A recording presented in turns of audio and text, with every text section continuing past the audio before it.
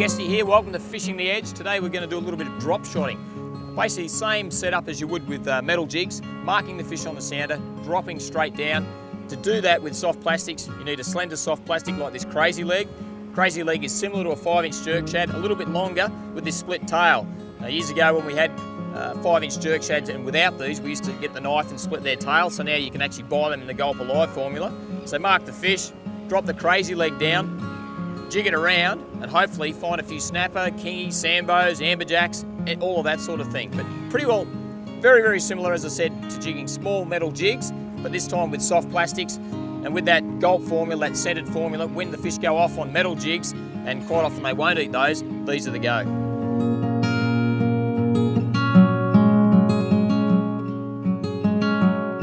Okay, I'm rigged up.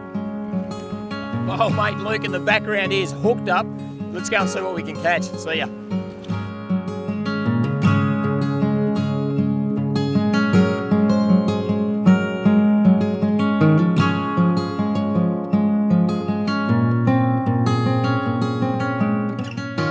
Oh, okay, Josh. Luke, what a tailor. Awesome. Oh, mate, that is a horse tailor. I know back at Lake Macquarie, I spent a lot of time when I was a kid. I grew up catching tailor off Blacksmith's Breakwell. I know Josh has done the same, and you'd be pretty damn happy. We used to call them greenbacks. I'll get away from those choppers there. There's a Crazy Leg. We used to call them greenbacks. That is a cracking tailor.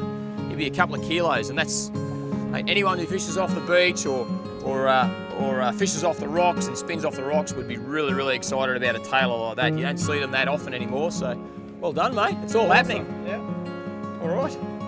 Mate, he's done a little bit of damage to your Crazy Legs there. Just be careful with those teeth. Remember, kids at home, tailor have just got the worst teeth in the history of the world. Big razor sharp choppers. You can see them there on that fish. He hasn't done Luke's Crazy Legs too many favours, but I'm sure to catch a fish like that and lose a lure, it's worth putting another one on. So we'll let him go and try and get another fella. That's awesome, mate. Well done. Awesome.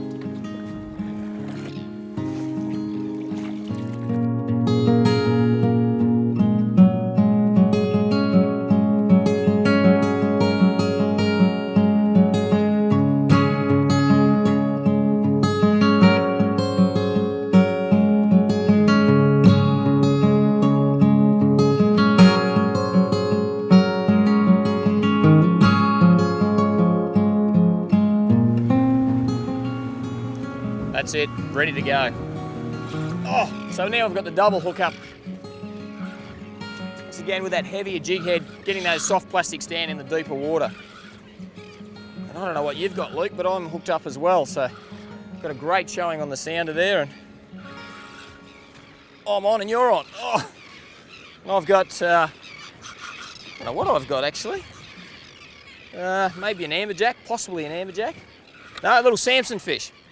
There we go, magnificent little sambo. Oh, similar fish to an amberjack and a kingfish in a lot of ways. Really, really tough fighting fish. Always a tough fighting fish. Here's the old sambo, and there he is.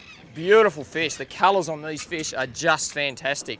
And certainly by our West Australian friends' standards, where they go and jig the huge sambos, this is not a big fish by any means, but just a pretty fish. Take a look at that in the afternoon light there. And he's travelling in schools there with the kingfish and with the amberjacks and with some small snapper. And that's a really, really pretty fish. Once again on the Gulp Alive, on the 5-inch Crazy Legs. Beautiful fish. Now the tackle for drop shotting is very similar to what we'd use for drift casting. I generally like to fish a little bit heavier. This is an IM6, one of our IM6 rods. Retails for about $100, 8 to 12 kilo. A Sauron 70, some 14-pound Code Red, 40-pound fluorocarbon leader, and then generally working in the heavier jig heads from 5/8 to 3/4 and even an ounce.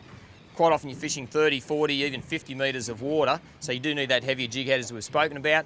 Let it drop down, work on these style of baits, the more slender baits, the jerk shad style baits. The Crazy Legs are good because they've got that bit of action anyway without you having to portray too much action. Drop it down, twitch it up and down and get him on, simple as that. Well, there you have it, that's what we're looking for there. We've marked a few fish. Josh is on the wheel. I'm going to go and have a drop with my mate Luke there. I'm sure there's some kings, sambos, amberjacks mixed in with that. So, mate, we'll see what I can catch, eh? Well, if nothing, we have a bit of fun here. And I'm hooked up again. Oh, hey, this is one tough critter here I've got, Luke. See a bit of colour down there. Yeah, I don't know what I've got here. We'll just have to wait and see. I think it might be a... And you're on too. Got a double hook up. And I've got... There's plenty of kingies underneath there as well. Oh, look out. Oh, it's all happening. I've got the kingy. What have you got? Well, I saw plenty of kingies following him up, so I think it could well be one as well. Mate, I think it is another king. Yes, well done. Hang on, we'll get the net. Hey, Josh, you want to do us a favour there, bud? We can get them both in the net.